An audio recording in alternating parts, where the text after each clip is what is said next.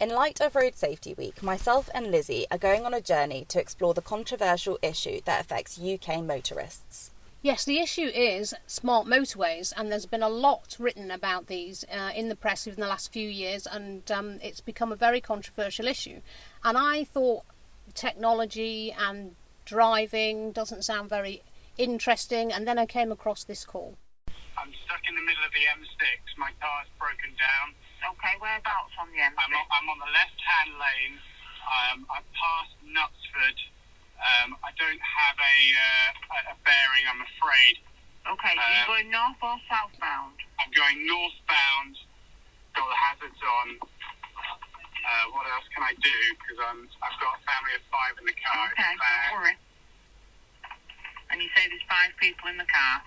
Yeah, oh shit. Luckily, that family survived, but it caused a much bigger accident and they were all injured. What's happening? What are smart motorways, and how did this call and many other incidents like it, how are they happening? Well, I think the only thing we can do now is start this journey and explore a little bit more about these smart motorways. Traffic in the UK hit an all-time high in the early 2000s. It was predicted that by 2050 we'd see an even higher increase, between 30 and 60% more. So it was proposed in 2006 that we'd have this new smart motorway scheme. It would mean redeveloping existing motorways by making them more environmentally friendly, by introducing technology to reduce congestion, and without broadening the motorways themselves and just using the pre-existing hard shoulders. Now that rings alarm bells for me immediately, because as an older driver, I passed my test in the 1990s, and the Highway Code definitely said at that time that if you were to have any sort of accident, or if you were to break down, then you would immediately pull over to the hard shoulder. It was exactly this situation that Jason Mercer found himself in. Here's his wife, Claire. My husband was killed on a smart motorway in June 2019. He was on his way to work on a Friday morning. It should have just been a minor bump, a bad start to a Friday. I assume, 1, they didn't really know what to do, and 2, they weren't in the right situation, to stop exactly where they were.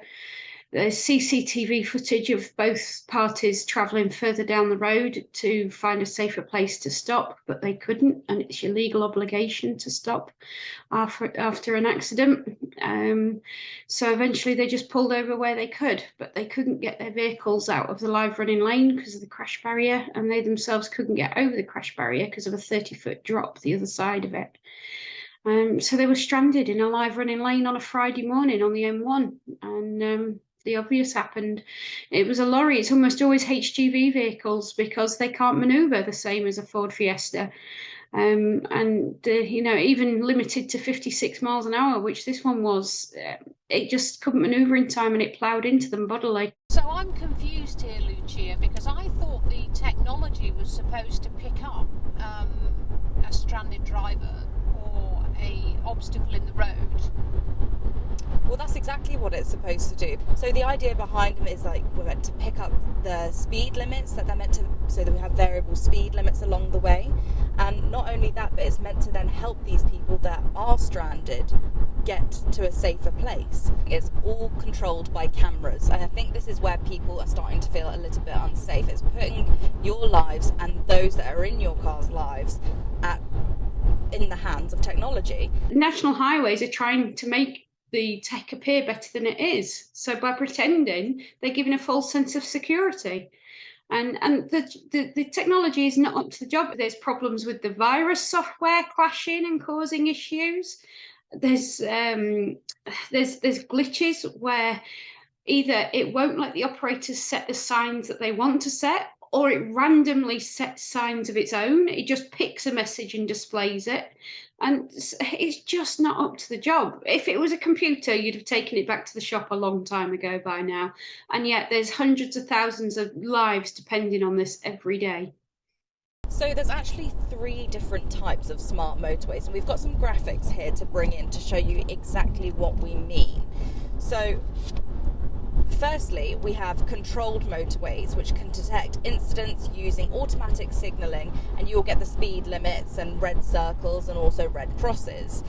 Now, then you have these motorways that have a dynamic hard shoulder, which is a solid white line to differentiate the refuge lane or the hard shoulder from the normal carriageway.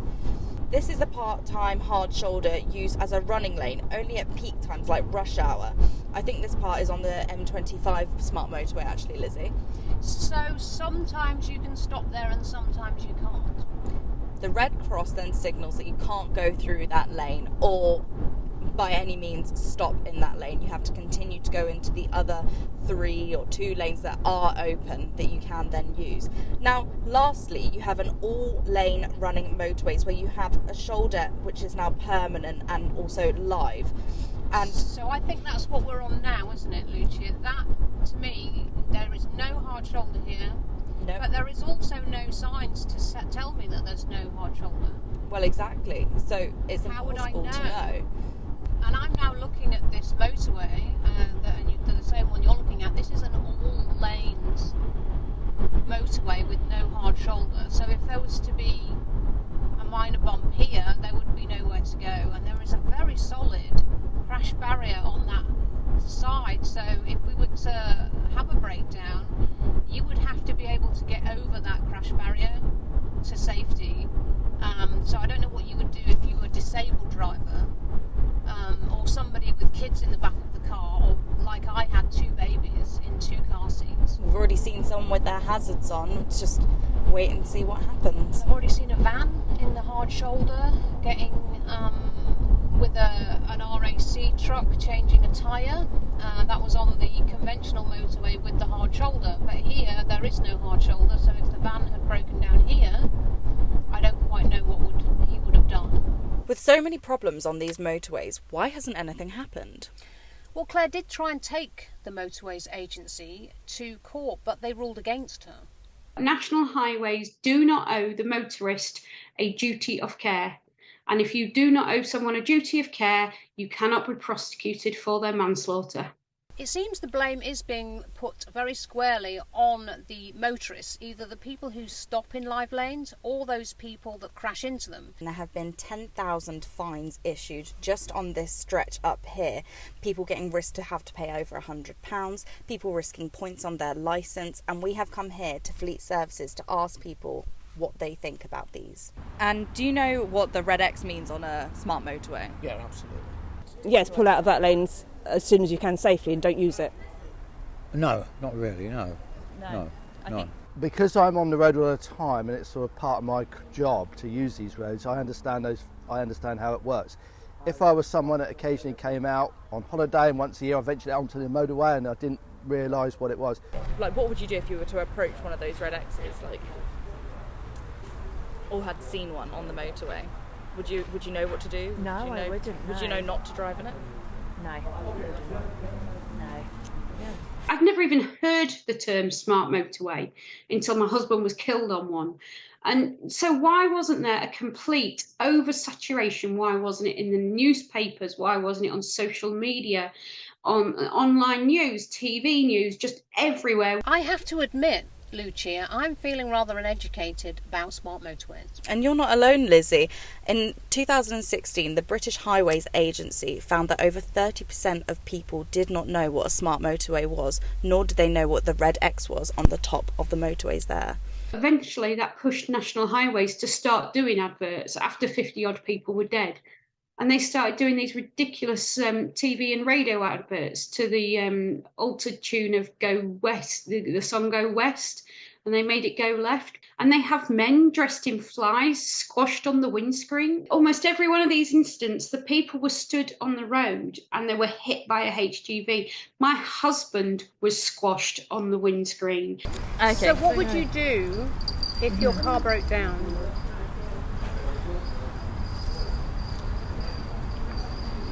Yeah, that is tricky. Yeah, because you just automatically you think, oh, it's okay, put up on the hard shoulder, but your hazards on out of the vehicle and wait for your breakdown. But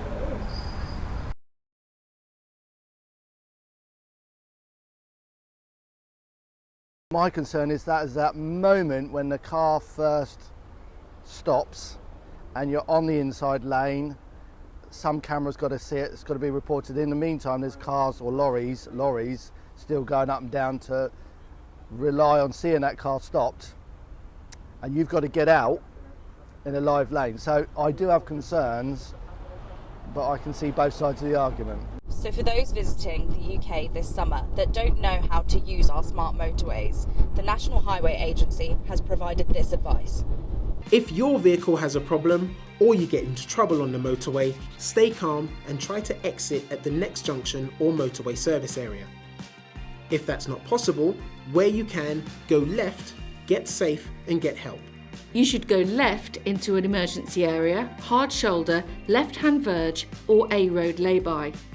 If your car stops unexpectedly and it isn't safe to get out, keep your seatbelt and hazard lights on and call 999 immediately. We are now here on an all-lane stretch of motorway, and there are refuge areas every 1 to 1.5 miles where people can stop like you would on a normal hard shoulder.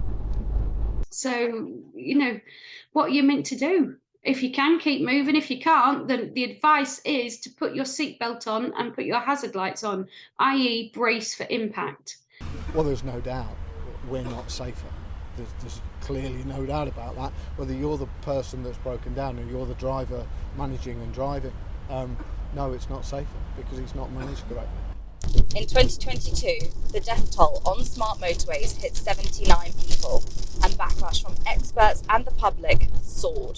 They're not going to create any more new smart motorways. Well, okay, that's half a win if it's true, but it's not. But also, they're not the urgent ones. They're not the ones already killing us. We need to have dealt with the ones that are here and already killing us before we deal with the future ones. So what we really needed was a ban to all current smart motorways. So now you know about smart motorways. Statistics say with the variable speed limits and the digital signing, it has helped benefit drivers and motorists on these motorways. What do you think?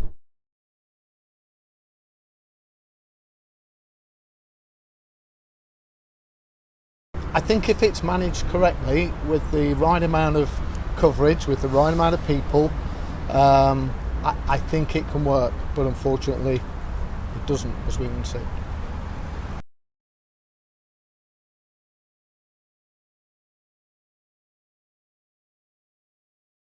A bit anxious.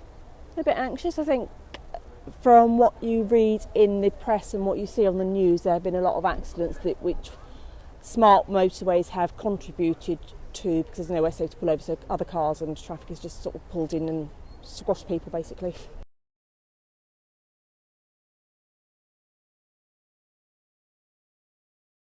We will get the hard shoulder back, and I'm sincerely hoping it's this year, because it's been nearly 4 years since my husband was killed, and the number of people that have been injured or killed since then is just going up and up and up, and we need to do something. And the fact that it would literally take seconds to do what's needed, and that's just turn off the first lane, is what's even more frustrating.